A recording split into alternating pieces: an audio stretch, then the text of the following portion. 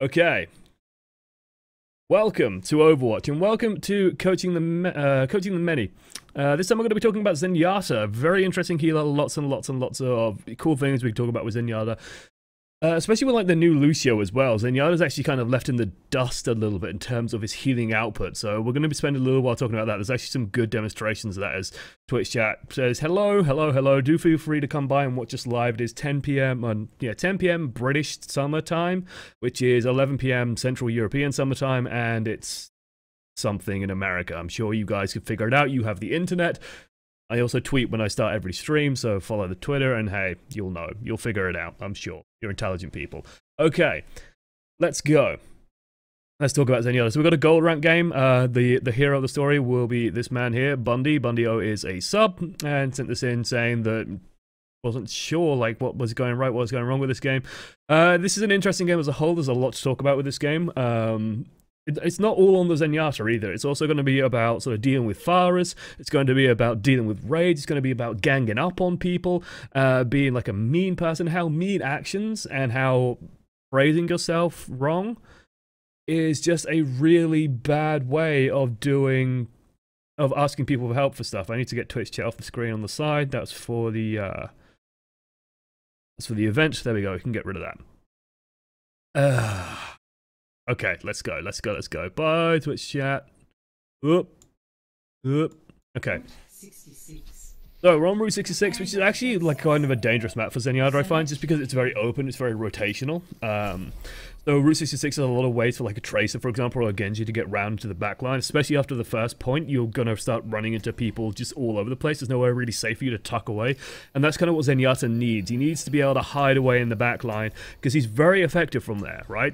Like we can talk about this from the perspective of the previous Coaching the Many's I've done about Zenyatta, where one of the common problems that I see with Zenyatta players is they have this instinct to like run forward into the enemy team or like towards the enemy team, but Zenyatta has like amazing range damage. Like it's pretty crazy how good he is at long distances. You can still heal very effectively at long distances. You can apply Discord orbs pretty effectively at long distances. So why would you ever need to be close? I think I need to be slightly to the left.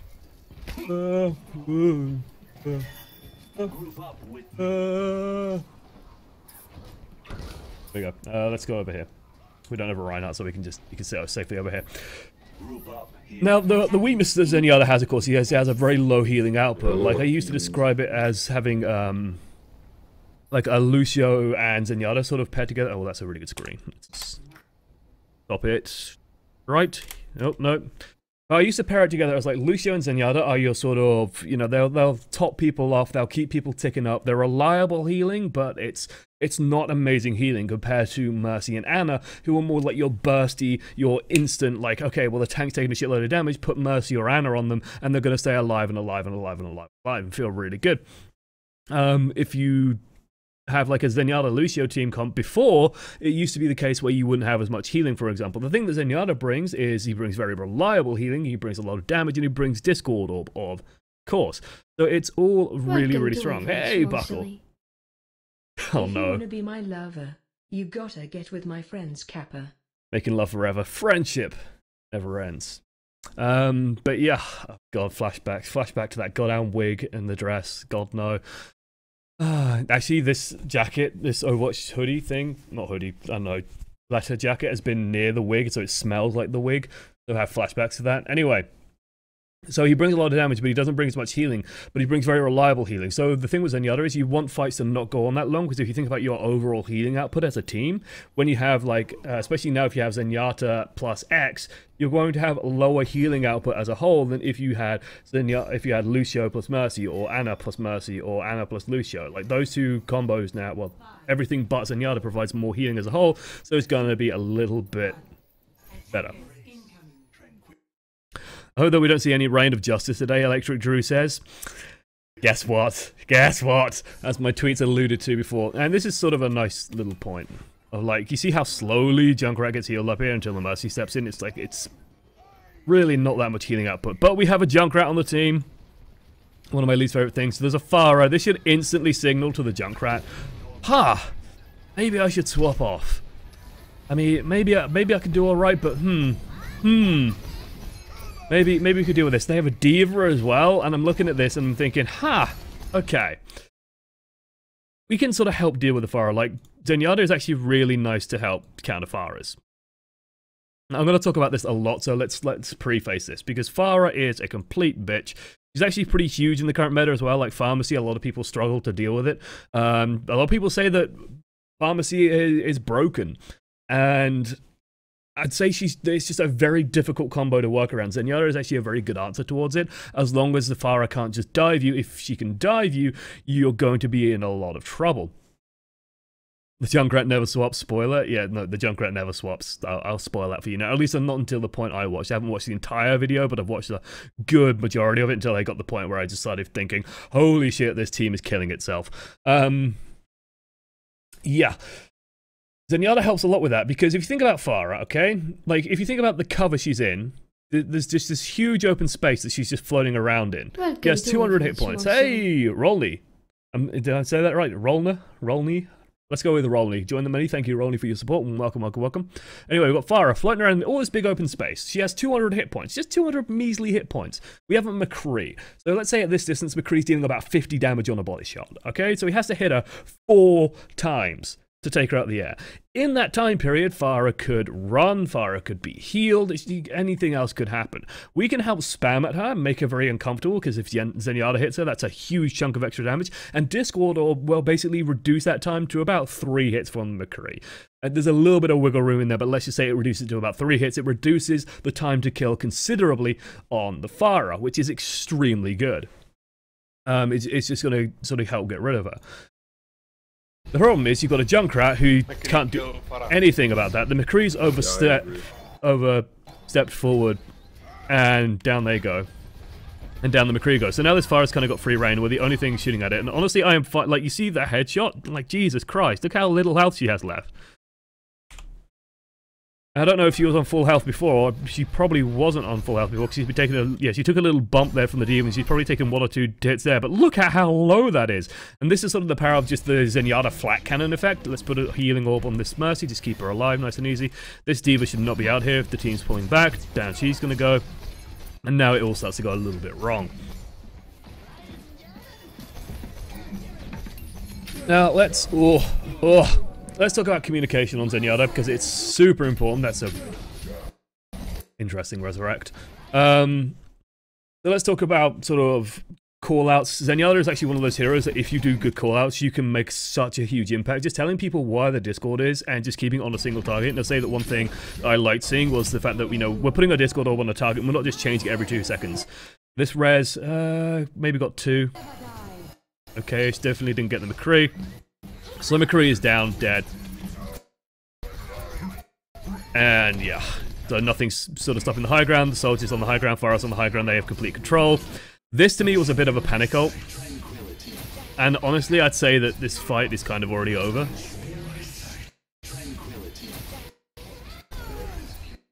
The thing with Zenyatta is this. Transcendance can be it can build up relatively fast. Like, it didn't take us too long to get this one. It took us about 1:10, which is actually pretty good. I'd say as a response to the sites, it's fine. It's just once the soldier sort of starts coming down, then we have problems, especially because Diva runs out of defense matrix, and a grenade can really do a number on us. Really good healing. The healing is pretty good so far, though. You can see this is where we start getting scared. Like, when the Pharah starts dive bombing on us, we really have problems. So, kudos for keeping your orb on a single target. But honestly, I would have swapped it to the Pharah here, just because no one's shooting this Roadhog. So let's swap it quickly to the Pharah, try and discourage her. Luckily, she trades, which is bad for us, but we're kind of stuck because the McCree keeps getting picked off, and the Junkrat is just doing Junkrat things. And so it's really kind of hard to get a clear picture on this game from like this first point, because the McCree is overextended a couple of times, which is just like, okay, well, we couldn't really save him with that. And then the Pharah has just been dominant as a result. We definitely should have cancelled right click here to put the orb on the Mercy. At medium range, like, at this distance, honestly, Zenyatta healing is probably enough just to keep Mercy alive, especially if we start body blocking. Just the constant tick up would have been nice just to let go. The danger when you're doing the right click is this. It's you can't change your heal orbs, right? You're locked into the damage. Hey, Arin Lin 84 as well. Welcome to the many. So it's always one of those things of like, if people start taking damage and you don't have your orbs out, let's put our orbs out. Let's prioritize that first rather than trying to get the right click. Because like one right click is not going to kill this diva. Even if you land all the headshots, it's probably not going to do enough. Let's try and save the Mercy instead and then go from there. Because then she can keep us alive, and if we stay at medium range, we might be able to win it. But this first point has gone disastrously bad. Disastrously bad. McCree, go Pharah or Soldier for fuck's sake. And this is where I want to talk about team communication. Fuck you, lol. So, dude, you're really bad. Can you switch, please? So, what's happened instantly is a complete breakdown in communication. And this is a complete and utter breakdown. I don't know if you knew, but you can cancel Zen's right click or hands on charge bow by meleeing. Yes. And you just do it as fast as possible. Yeah, this is a complete breakdown in communication. And this is like communication 101. If someone is like failing at something and you want them to change off it, the worst thing you can do is go, what the fuck, man, you suck, you should fucking quit, swap off this hero, you're terrible, you're not doing anything, blah blah blah blah blah, mouth off, mouth off, mouth off, mouth off. And all you're doing is you're giving that guy reasons to stay on the hero, to spite you, because there's like a defensive part of his brain. This is also, like, I actually quite like some of the shooting here. We'll talk a little bit about this, but there's a defensive part in his brain of just like, oh, well, fuck you then. I'm going to keep playing on this hero, and I'm going to just absolutely wreck you. I can't draw wings to save my life. Clearly. Hallelujah. This Pharah, it just... Like, this Pharah's already won, because, like, the team's just imploded. This Pharah has just decimated the team without even firing a single fucking rocket, because Junkrat has now turned on the McCree, and the McCree has gone, like, full arsehole. The thing is, though, that Junkrat is part of a 3-stack, and that 3-stack is now going to gang up. And this happened all the time in League. I saw this happen non-stop, and it was so frustrating to see. Where basically, to try and avoid criticism, what people would do is they would gang up on people. They would literally just pick someone out and who's not doing well. Maybe they have a high amount of deaths. Maybe they're laning badly. Maybe they're on low CS. And they would go, what the fuck, you're losing us this game. What are you doing? What are you doing? What are you doing? And it always, to me, felt like a reaction to say, well, to stop them from blaming me, I'm going to blame this guy first. And then everyone else on the team who has that similar mindset goes, oh, we're blaming this guy. Thank fuck, no one's looking at me. Let's all gang up on him. Let's gang up on him. And it's cowardly and it's stupid, because all you're doing is sabotaging your team. You're all like in the same fucking boat, right? You're in a boat on the middle of the ocean and someone's just gone, I know, I'm going to take this pick and drive it through the hull. Fuck you, McCree. You're terrible. You're shit. You should kill the Pharah. Why isn't Pharah dead? Why isn't Pharah just removed from the game? We've got a hit scan. Oh, look, the boat is sinking. How the fuck did this happen? Yeah, right, end of rant 1. Rant 2 is coming up later. This is going to be a fairly ranty Coaching the Many. Right, let's talk about shooting Pharahs as Zenyatta. He's actually doing a little bit of what I like doing when I'm shooting at Pharah. He actually had a really good shot of it here. The only issue is, like, if you think about it like this, and I've tried to describe this a couple of times, if you think about Pharah as being a square. Welcome to Overwatch. Hey, back again like... Back again like the reunited second place curse feels bad man. Spoiler, if you haven't watched Overwatch Pit, but yes, E-United living up to their reputation. Okay, let's say we want to shoot this Pharah. We're playing Zenyatta, we're playing Genji, Zenyatta, even Pharah, like itself. The way I do it is I think about what direction Pharah is moving in. So let's say the Pharah has just used her rocket jump and she's going up this way. In which case, I'll shoot in this corner. If the Pharah is going this way, I'll shoot in this corner. And it works surprisingly well. Of course, you've got to account a little bit for distance, but at this sort of distance, I will be trying to put my crosshair about here, just to try and keep track of her movement, because once she's used her rocket jump, she's gone up. Okay, we'll put it in the top left corner, and we'll just keep shooting there, and you'll be amazed at how well it works. How many hit the subs today? Jesus, thank you, the love below, or the L0V3 below. Thank you, thank you, thank you. Good use of the Twitch Prime sub. If you have Twitch Prime, it's a really good use of it. Supports creators. Okay, enough selling out. Let's talk about shooting Pharah some more. So yeah, if you're playing a Genji, same logic applies. Aim for one of these corners. It works shockingly well. This is just my experience of it. Maybe some people have better tips. I'm going to keep an eye on it. But it's definitely a really effective way of playing. It's actually a really, really nice way of sort of dealing with threats. Okay. So, you know, I try and keep an eye out. Like, Pharahs, generally, when they use rocket jump, they're going to move in a predictable direction. They can't, like, abort rocket jumps, and then this was just stupidly greedy by the Pharah. I don't know what she was going for with that barrage, but... Yeah, you had your ultimate for very long. And then the team's like, oh, McCree, you've had your ult for ages. It's fucking Deadeye. So, and now he just uses it to spite them. And then he doesn't even get the Roadhog.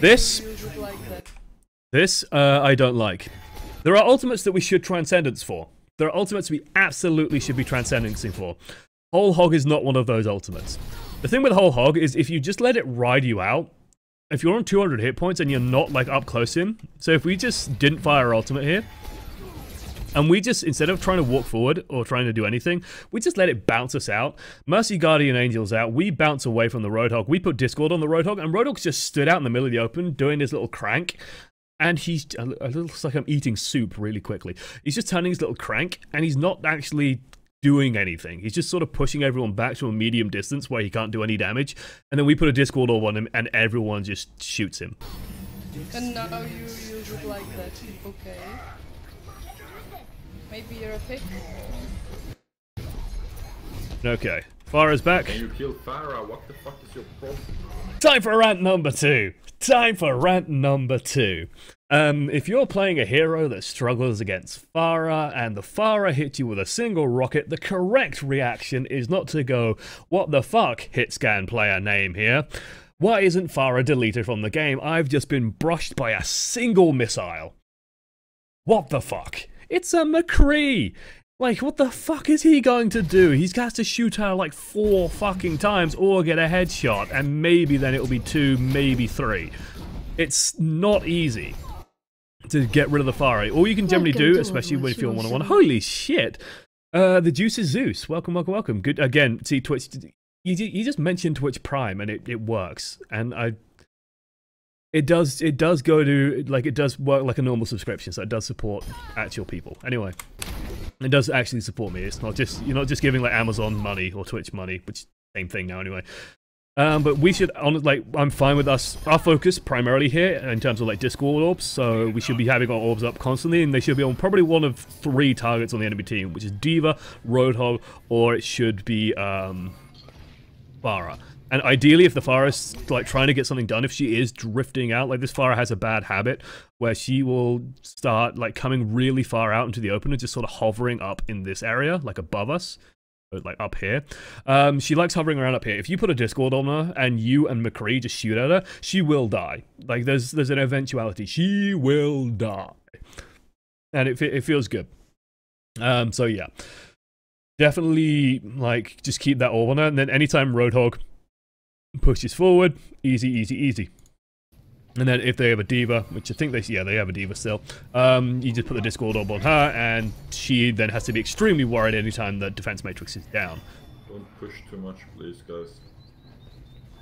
Okay. And we're holding. We're doing okay. Again, Pharah flying out in the open, Discord. Good, good, good, good, good. And you notice she has to instantly back away. Chances of her dying are pretty low, but we can push her back. Roadhog's come out, good Discord. Good job there. Let's back up, try and get the healing orb on the D.Va. It's too little too late, unfortunately. There's no harm in just putting the Discord orb on like the D.Va popping out. Let's try and get it on this Mercy now. We should be definitely paying attention to the fact that our Mercy is getting wrecked. We missed a trick there, like, I feel like we're so focused on trying to get a DPS angle. Don't forget you are a support, your job is to provide that support. But this over-focus on the Pharah might be a side effect of people ranting non-fucking stop about the Pharah. As such, we're so worried about putting Discord on Pharah, we overlook the fact that Mercy is dying on the side, and we might have been able to do something about that. Maybe, maybe not, but we could have tried. Would have been nice. Looks like Zen was trying to shoot under the payload. Yes, you can. You absolutely can. Hey, BeatMixer1114. I saw that, you know, this is your first time checking out the stream from YouTube, so thank you for coming by and hanging out, and thank you for your support. It is hugely appreciated. Again, let's try and get our orb out. It probably wouldn't have made a difference, but it's just a good habit to get into of at least trying to put some healing on this target, and then, hello, mercy. Like, in an ideal world, in like the perfect situation, we might have been able to do this, where we get an orb onto mercy. It's attached to a bomb, and then we move in forward and we body block the soldier for a couple of seconds, and then mercy heals us, and then we stay alive that little bit longer, and maybe something good comes out of it. Maybe we headshot soldier twice and then he dies. Maybe, probably not though, if I had to guess. Okay. Oh, the damage. I just drank a moth. A moth tried to drink my coffee. Ugh. A moth tried to drink my coffee and it did not go well for the moth. Let me put it that way. Oh. Okay. Right. Diva gets the fucking clutch bomb. Junkrat gets a bomb. Again, this is usually what happens to Pharahs these days. Pharahs are generally pretty good these days at not just overextending and dying. Soldier picking a couple of shots at her. We put a Discord on her. She gets to about half. She drops out of the line of sight, gets healed back up. She can come back in anytime she likes. Let's try and find a target. Oh, Pharah, hey, you come back. Oh, let's see that again. Oh, it's the noise. This is why I want to play like a shitload of Widowmaker. It's the freaking noise. And again, at slow speed. Welcome to Overwatch. Boom. Silly. Dino Detective with the crit on the subscription as well. Jesus Christ, guys. Thank you. Again, thank you once more. Alright, enough of this nonsense. Pharah is dealt with. Primary DPS source done.